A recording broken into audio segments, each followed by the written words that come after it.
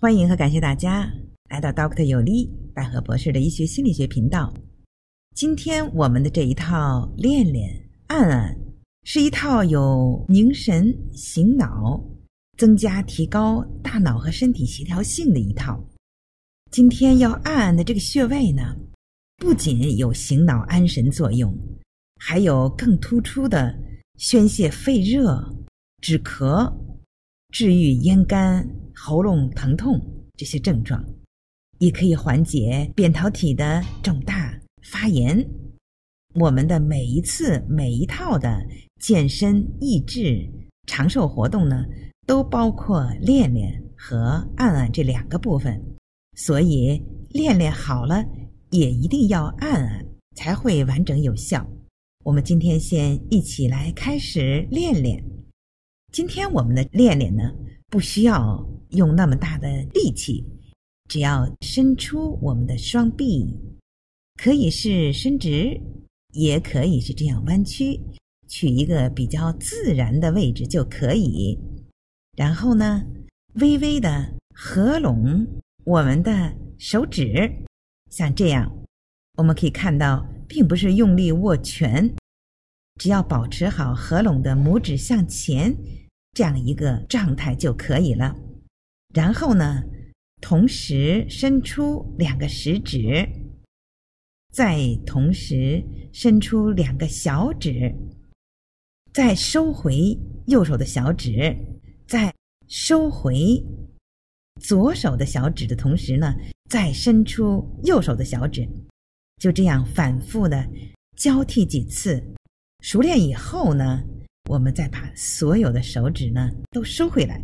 再做下一套的动作呢，就是同时伸出左手的食指和右手的食指呢，以及小指。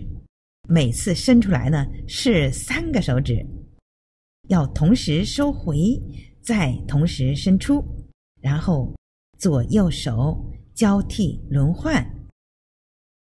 伸出右手食指的时候呢，左手是左手的小指和食指。当伸出左手食指的时候呢，同时要伸出右手的食指和小指。我们根据自己的情况来练习10到30次，每天呢3次。在食指和小指努力工作的时候呢，在它的前方掌管的呢是拇指。拇指呢是不同于其他4个手指的，我们可以看它可以做对掌运动，还可以回收、外展、内扣和后仰。手指的每一个精细的动作呢，都是反映出我们大脑的视觉功能、大脑的协调性、灵活性和支配传导都是有着密切关系的。所以每天呢练手指呢，也是练大脑的一系列功能。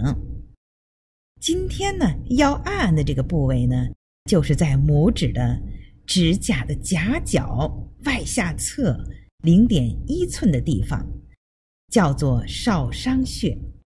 少商穴呢也是在手太阴肺经上，所以呢它除了有凝神醒脑安定情绪的作用呢，它还可以宣泄肺热，特别是对咳嗽呀、咽干呐、喉咙疼痛、扁桃体的红肿是有明显的治愈效果的。